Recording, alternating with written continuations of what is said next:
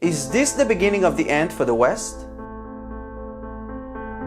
They say that every 100 years, there is a change of world power. It used to be the British, today it's the United States. The question is, what's next? And here's why Afghanistan matters. We are all seeing the horrible videos coming from Afghanistan. There is a complete chaos in Kabul. People are trying to escape the country. The Taliban era is bad news to the Afghans, but especially to the Christians who will now be forbidden from practicing their faith in public or even face death because most of them are converts. And of course, not to talk about women's rights under the Taliban. History is repeating itself. The same thing that happened in Vietnam and Iran is now happening in Kabul. The Taliban spokesperson just announced that all US troops must leave Afghanistan by September 11, and obviously you know why they picked this date.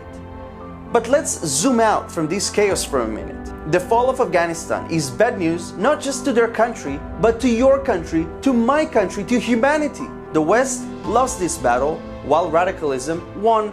Right after it happened, the Islamic Jihad in Gaza fired a rocket on Israel. Hamas's leader spoke with the Taliban leadership to congratulate them. Qatar, Iran, and China are also very happy with the Taliban's victory.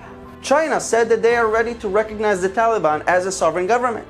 And speaking of China, they also threatened Taiwan, a good friend to the West, by saying that the fall of Afghanistan is an omen to what will happen to Taiwan if the US abandons it. But by the way, did you notice how China and Pakistan never evacuated their embassies from Kabul? The West is retreating while the East is rising. Even countries who are friendly to the United States are now in fear of abandonment. And that could play into the hands of America's enemies who could come with counteroffers. And that's worrying. We are witnessing the war of dominance between the West and the East. Wherever the West is abstained, the East is there, whether it's building parliaments for Africa to mark their dominance or ports around the world. This is a war of dominance, and Afghanistan is sadly an example to that. But there is a country in the East that we should support, and we should help them rise, and it's India. India is the largest democracy in the world. Definitely a friend not just to us here in Israel, but to America and the West. But the key here is that India is a democracy. In the face of rising powers in the East and all over the world, we should side with the East's largest democracy, India, as India, a huge country, can be trusted. Because whether we like it or not, history is repeating itself.